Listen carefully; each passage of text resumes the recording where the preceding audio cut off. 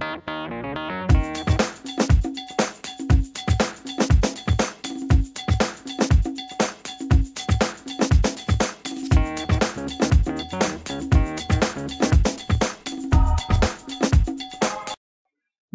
back to another edition of the hardest hitting, the biggest, the baddest web show on the planet, the Stormin Show. I am your host, who knows the most, Stormin Norman.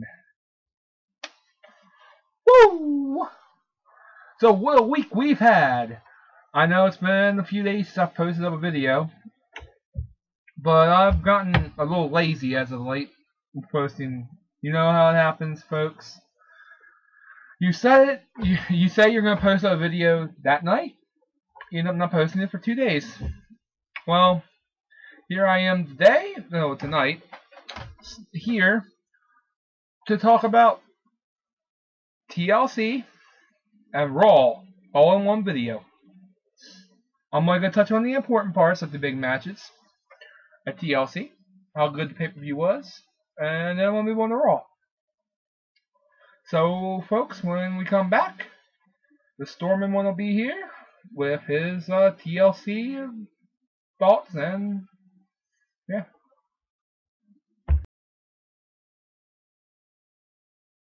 Welcome back to the Stormin Show. Stormin Norman here. Well, TLC.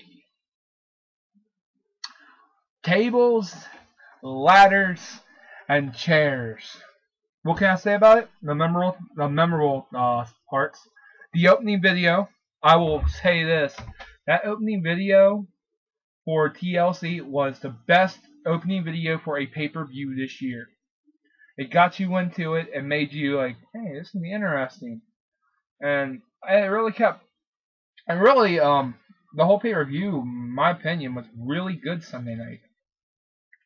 I know there's a lot of you people out there going to whine and play, but Stormin, John Cena wasn't on it. Oh, sorry. Who's going to complain about John Cena not being on the pay-per-view? But I know there's going to be a lot of you people who complain about, like, some matches being added in and shit. Well, me, I think after watching Sunday, I think they should only announce the main event matches and then, like, surprise you a little bit. You add in a few extra matches because it seemed like it turned out pretty good. But yeah, on with the review. The first matchup for the United States Championship, it was Dolph Ziggler versus Zack Ryder. And finally, I must say finally, Zack Ryder is your new United States Champion. Woo woo woo! You know it, bro. Ha. Oh, broski. And I must say, I mean, even though I wasn't there, the crowd was hot. I mean, the crowd was really, really hot during this match, and as they have been backing Ryder, and it's about time he got the. I even marked out a little bit when he won. I mean, I thought it was a great match, and it kept me like entertained throughout. I think that match there really, I don't think it should have been the opener. It should have been a little further into the match. Because then they gave you the tag match, which you're like, why? I mean, yeah, I know I just like to see them do more stuff like that, but I mean, it's like, why did they? Obviously, it was a time killer. That should have been the opener. And they did the same thing with the Divas match. It just, I mean, I enjoyed it. They actually gave the Divas a little bit of time. It was decent. With Beth Phoenix still keeping the title. But we had Wade Barrett versus Randy Orton in the tables match, which was alright match. But in my opinion, Randy should have lost here. Randy should have lost to Barrett because it doesn't make any sense. Well, I'll get into it later on about what happened to Raw. But yeah, I think that Barrett should have won here. I mean, they want to push Barrett, and that's just my opinion. So yeah, it's my thoughts on that. And now I think, yeah, Barrett, I see him as a champion someday. moving on to Nash versus Triple H. The sledgehammer hanging above the ladder for about 10 minutes or so. After the match, they didn't even really go for the like sledgehammer, which I mean was a gimmick match like that. They should have been going for it. I don't think it should have been a sledgehammer hangs above the ring. I think this match should have been a street fight, or like a TLC where you just got a pin or submit. That would have been really interesting. I mean, then they could have really like inflicted pain on each other and still got the same message across. But anyway, good, kind of good building the story up, I guess. But Nash should have been used on TV more. Triple H could have come back a little bit sooner, but I mean and apparently this might be Nash's last match since after the match he posted on Twitter. Thanks, Paul, for the great. It's great to go out there and end it with or something like that with my friend, best friend like that. So yeah, then we had the World Heavyweight Title Chairs match, which everybody else is all upset. Daniel Bryan isn't relevant right now. Well, you know what? I think Daniel Bryan. I think it was a great thing. A few weeks ago, the fans are backing him. Fans are behind him right now, and I think Daniel Bryan is world champion. Let's see where it goes. And I mean, see, that's the thing. I'm tired of people bitching and complaining about WWE and their product. I mean, no matter how much you bitch and complain, you're still going to watch it. So just shut the hell up. And if you got anything to say to that, you can always hit me up with a video response or whatever. Comment down below or just do whatever, say whatever Stormin you have to say. I'm pretty sure I'll win the little argument though. But hey, come on over and try.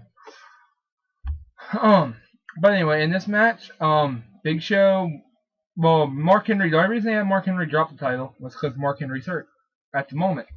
So, and Vince decided to go ahead and they changed the title over. But I mean, so you get the match, Big Show wins the title, and then Mark Henry DDTs Big Show onto the chairs. That's when, about 30 seconds later, Daniel Bryan comes down, cashes in the Money in the Bank, which I said in my predictions. That's who I thought was going to win. I saw it coming. So yeah, congratulations to Daniel Bryan on his first ever world title win. And then we had the triple threat match for the WWE title, which I thought was a really good match. Could have went a little longer, but I thought it was really good. We had CM Punk winning, of course. I mean, that's what's all happening. So I said my predictions. Although they did make it really look like Miz could have won the match, which was really good. So that was good. I enjoyed it. Overall, I enjoyed the pay-per-view. As one of the only pay-per-views this year that I would actually be willing, and I mean willing to actually pay for it. Although if they lower the prices. There's no way I'd ever pay $50-some for pay-per-view. It's not WrestleMania. So, yeah, when I come back, I'll have my Raw review. But as for TLC, I'd have to give it a 4 out of 5. I thought it was a great event. I thought it was pretty good, solid. I mean, the crowd was obviously into it, so I'll be talking about Raw when I come back.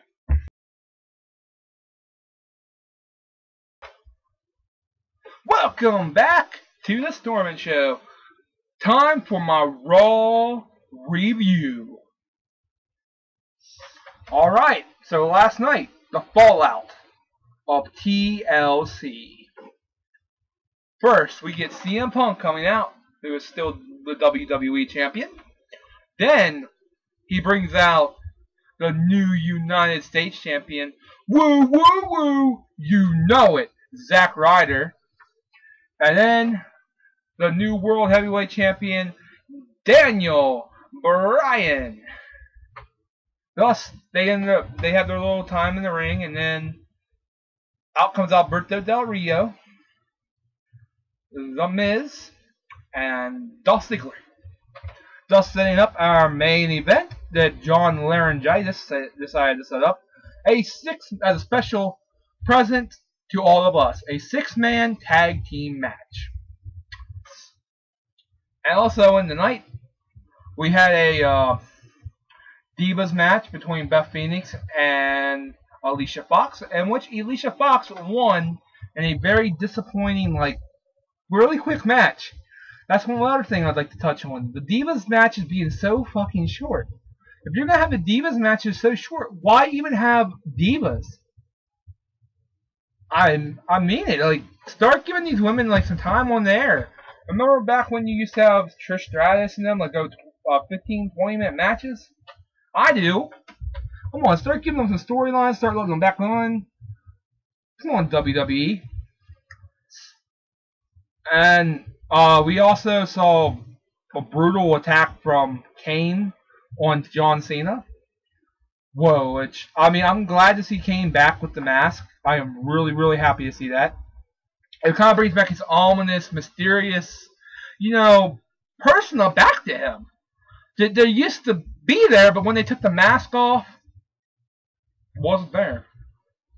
And as for the cryptic video we keep seeing, I say it's Chris Jericho. And again, I could be wrong. But, I mean, it's... I guess we'll find out like next week. So other than that, we also saw Wade Barrett after, I think Orton won by disqualification. And we saw Wade Barrett put Orton through a table. Which, that should have fucking happened at TLC! Should have motherfucking happened at TLC.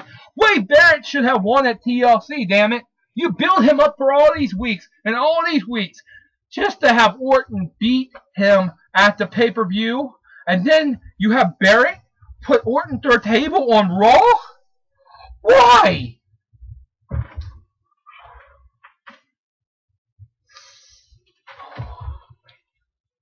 Making any sense to me. So yeah, on to the 6-man tag match. Nothing really big happened here. Daniel Bryan got the lapel lock on, I think, Ziggler. I think it was Ziggler. I don't know. It wasn't really a quick. It was a pretty good match, decent.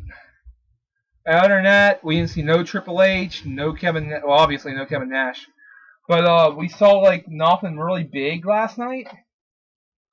But I'm glad that the younger talent like Daniel Bryan and Zack Ryder are finally getting that push, you know, being pushed up like they deserve.